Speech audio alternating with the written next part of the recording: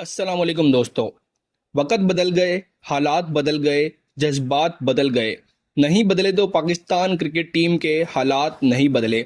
जी हाँ नाजरीन, आज फिर वही सीन्स देखने को मिले जो हमें एशिया कप 2025 के फाइनल में देखने को मिले थे। यानी मजबूत तरीन आगाज मिलने के बावजूद पाकिस्तानी बैटिंग लाइनअप मुकम्मल तौर पर लड़खड़ा गई और एकदम रेत की दीवार साबित हुई। 362 रन पर पाकिस्तान के 5 खिलाड़ी आउट थे और सिर्फ 16 रन्स के इजाफे पर यानी 378 रन्स पर बाकी 5 खिलाड़ी यानी पूरी की पूरी टीम आउट हो गई। पाकिस्तान और जनूबी अफ्रीका के दरमियान जारी पहला टेस्ट मैच में अपने दूसरे दिन के एक नाकाबिले यकीन और तारीखी मोड़ पर पहुंच आया। जी हाँ नाजरीन, जब मोहम्मद रिजवान और सलमान अली आगा ने मैदान में आकर एक तरफ मैच का नक्शा बदल कर रख दिया और दूसरी जानब पाकिस्तान क्रिकेट टीम एक बार फिर वही पुरानी कहानी दोहरा गई। शानदार शुरुआत, शानदार पार्टनरशिप और फिर अचानक मुकम्मल बैटिंग लाइनअप कोलैप्स हो गई। चाहे वो टी20 हो, चाहे वनडे हो या टेस्ट हो, सूरत हाल कमोबेश एक जैसी ही दिखाई देती है। एक ऐसा दिन नाजरीन जब पाकिस्तानी बैटिंग लाइनअप का आगाज हुआ और बैटिंग लाइनअप इब्तिदा में लड़खड़ा गई थी। पहली 2 या 3 विकेटें जल्द गिरती हैं और ऐसा लगता है जैसे अब पाकिस्तान की मुकम्मल बैटिंग लाइनअप लड़खड़ा जाएगी और मुकम्मल आउट हो जाएगी। लेकिन फिर दरमियान में अचानक एक बड़ी पार्टनरशिप कायम हो जाती है और पाकिस्तानी अवाम की उम्मीदें फिर जाग उठती हैं और फिर जैसे ही एक अहम विकेट गिरती है, पूरी बैटिंग लाइनअप एक बिखरती हुई रेत की दीवार साबित होती है। इस मैच में भी नाजरीन यही कुछ हुआ। दरमियाने और निचले ऑर्डर ने शानदार कमबैक करते हुए जनूबी अफ्रीका जैसी मजबूत हरीफ के खिलाफ 378 रन का बड़ा मजमूआ स्कोर बनाया। इस मैच में मुकम्मल क्या कुछ हुआ, मुकम्मल मालूमात आपको इसकी देंगे। मोहम्मद रिजवान, शान मसूद, इमामुल हक, सलमान अली आगा ने क्या रिकॉर्ड कायम किए और कौन सा रिकॉर्ड पाकिस्तानी टीम ने एक अनोखा कायम किया जिसमें पाकिस्तानी बैटिंग लाइनअप मुकम्मल तौर पर फ्लॉप हो गई। तो आपने शुरू से लेकर आखिर तक वीडियो को लाजमी देखना है। वीडियो में आगे बढ़ने से कबल आप सब दोस्तों से सिर्फ इतनी सी दरख्वास्त है कि आप जिस जगह, जिस शहर और जिस मुल्क से ये वीडियो देख रहे हैं उसका नाम कमेंट सेक्शन में जरूर लिखिएगा। नाज़रीन, इस मैच में हुआ कुछ इस तरह कि पाकिस्तान ने बैटिंग का जब आगाज किया तो अब्दुल्ला शफीक सिर्फ 3 गेंदों पर 2 रन बनाकर चलते बने और ऐसा लगा कि पाकिस्तान शुरू से ही इस मैच में पीछे धकेल दिया जाएगा। लेकिन फिर अचानक 162 रन की शानदार पार्टनरशिप कायम हो गई। इमामुल हक और शान मसूद ने पाकिस्तानी बैटिंग लाइनअप को संभाल लिया और पाकिस्तान ने उसके बाद फिर 199 के मजमूई स्कोर पर अचानक 3 विकेटें एक साथ गंवा दी। फिर ऐसा लगा पाकिस्तान बस आउट होने वाला है और फिर मोहम्मद रिजवान और सलमान अली आगा ने जबरदस्त इनिंग खेलकर हालात को संभाल लिया। आगा, सलमान और मोहम्मद रिजवान की पूरे एतमाद बैटिंग की बदौलत पाकिस्तानी टीम दोबारा मजबूत पोजीशन में आ गई। लेकिन जैसे ही मोहम्मद रिजवान आउट हुए, सिर्फ 16 रन के अंदर मजीद 5 खिलाड़ी पवेलियन लौट गए। सोचे, एक टेस्ट मैच में सिर्फ 16 रन पर 5 खिलाड़ी को आउट होना कितना बड़ा नुकसान है। नाज़रीन, यही वो बुनियादी मसला है जिसे पाकिस्तान बरसों से नबरत आजमा है। टीम बेहतरीन खेल पेश कर सकती है मगर गैर जिम्मेदाराना शॉट्स, निचले ऑर्डर का दबाव ना बर्दाश्त करना और किसी वाजिया मंसूबे का ना होना हर चीज को चंद लम्हों में बर्बाद कर देता है। नोमान, साजिद और शाहीन जैसे खिलाड़ी जब बैटिंग के लिए आते हैं तो उनका रवैया ऐसा होता है जैसे वो टेस्ट नहीं बल्कि टी20 खेलने आए हों। खसूसन शाहीन शाह अफरीदी को देखें, बस छक्के मारने हैं चाहे सूरत हाल जो भी हो। टीम को मजीद मुश्किल में डाल दिया। अगर निचला ऑर्डर थोड़ा सी भी जिम्मेदारी से खेलता तो आसानी से पाकिस्तान 400 या 450 तक स्कोर कर सकता था। लेकिन एक बार फिर एक ही गलती दोहराई गई, जल्दबाजी, शॉर्टकट और हिकमत अमली का फुकदान।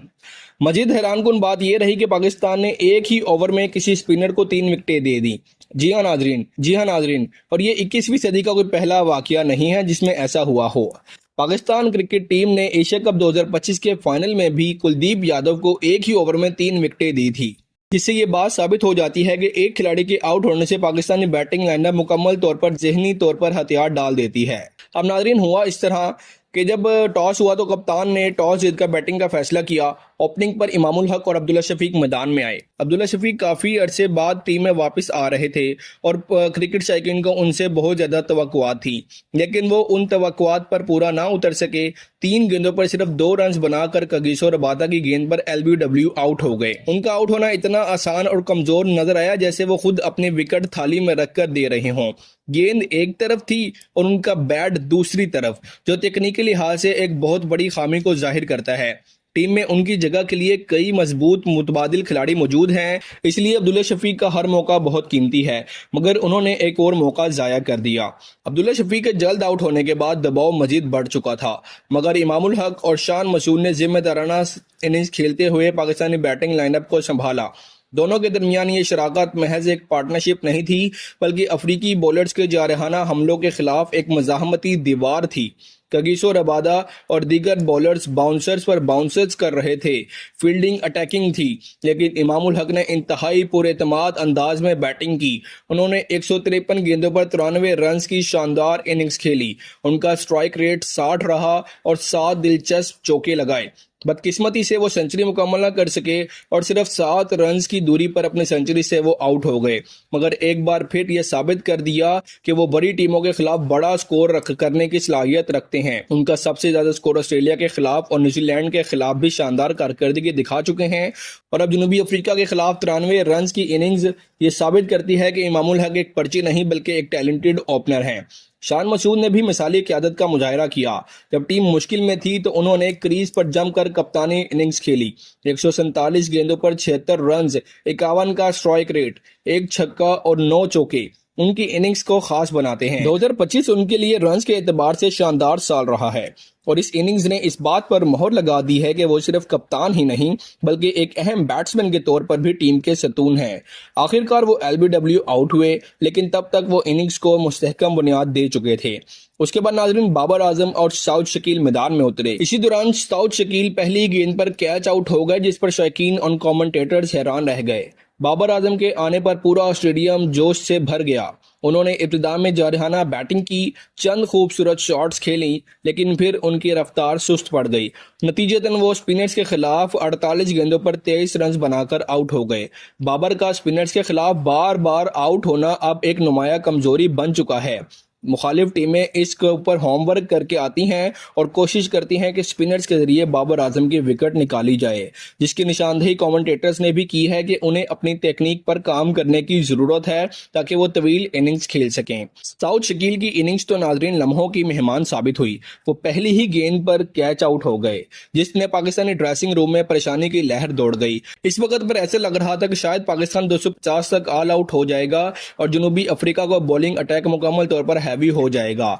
इसी नाजुक मरहले पर मैदान में उतरे सलमान अली आगा और मोहम्मद रिजवान, और यही वो लम्हा था जिसने मैच की सीमत बदल दी। रिजवान और आगा सलमान ने दोनों उस वक्त तनकीद की जद में थे, एक वनडे कप कप्तान और दूसरा T20 का। उन पर जिम्मेदारी भी भारी थी और दबाव भी शदीद था, मगर उन्होंने दबाव को शानदार अंदाज में हैंडल किया और मैदान में ऐसी इनिंग्स खेली जिसे मद्दाह याद रखेंगे। मोहम्मद रिजवान ने 140 गेंदों पर 75 रन की जिम्मेदाराना और तेज रफ्तार इनिंग्स खेली। उनके 2 चौके और 2 बुलंदो बाला छक्के इनिंग्स की झलकियां बने। शुरू से ही उन्होंने जारहाना हिकमत अमली अपनाई और अफ्रीकी बॉलर्स के मंसूबे को तहस नहस करके रख दिया। दूसरी जानिब सलमान अली आगा इब्तिदा में कुछ जद्दोजहद करते हुए नजर आए, क्योंकि पिच स्पिनर्स के लिए मददगार साबित हो रही थी, लेकिन उन्होंने सब्र और तहम्मुल के साथ अपने इनिंग्स को संभाला और फिर रफ्ता रफ्ता बॉलर्स पर हावी हो गए। सलमान अली आगा ने 145 गेंदों पर 93 रन की इनिंग्स खेली, जिसमें 5 चौके और 3 जोरदार छक्के शामिल थे। आगा सलमान की इनिंग्स ने पाकिस्तानी मिडिल ऑर्डर को नई जान बख्शी। उन्होंने 64 के स्ट्राइक रेट से खेला और मोहम्मद रिजवान के साथ मिलकर 6ठी और 7वीं विकेट पर ऐसी तारीखी शराकत कायम की जिसका मवाजना माजी में मोइन अली और इंजमामुल हक के रिकॉर्ड से किया जा रहा है। 2023 टेस्ट चैंपियनशिप के बाद पाकिस्तान का मिडिल ऑर्डर और लोअर ऑर्डर श्रीलंका के बाद दुनिया में सबसे बेहतरीन एवरेज रखता है, और इस दिन भी यही पहलू नुमाया रहा। एक मौके पर जहां 250 या 260 पर ऑल आउट होने का खदशा था, वहीं रिजवान और आगा सलमान ने शानदार बैटिंग से मजमूई स्कोर 378 तक पहुंचा दिया। ये ना टीम का एक बड़ा स्कोर था, बल्कि टीम के मोराल को बुलंद करने का लम्हा भी था। जनूबी अफ्रीका के बॉलर जो इब्तिदा में मुकम्मल कंट्रोल में थे, इस शराकतदारी के बाद शदीद दबाव में आ गए।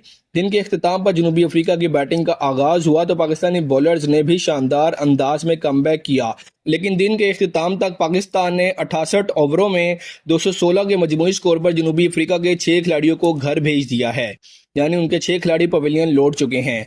अब देखना बाकी है कि कौन सी टीम अगले दिनों में बढ़तरी हासिल करती है। ये मैच सिर्फ एक स्कोर या कारकर्दगी नहीं बल्कि टीम की मजमूई मज़ाहमत, कप्तानी और तकनीकी महारत और दबाव में दुरुस्त फैसले करने की मुकम्मल तस्वीर है।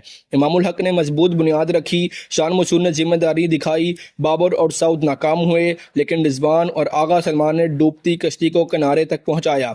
यही टेस्ट क्रिकेट की असल खूबसूरती है, जहां हर सेशन, हर पार्टनरशिप और हर ओवर कहानी बदलने की सलाहियत रखते हैं। शायकीन अब पुरजोश हैं कि क्या पाकिस्तानी बॉलर्स इसी अंदाज में आगे भी छाए रहेंगे?